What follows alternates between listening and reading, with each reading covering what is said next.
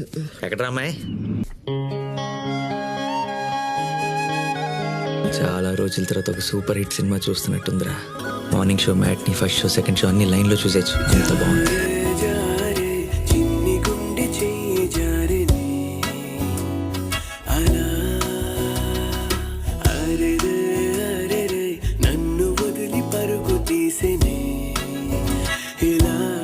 I love you.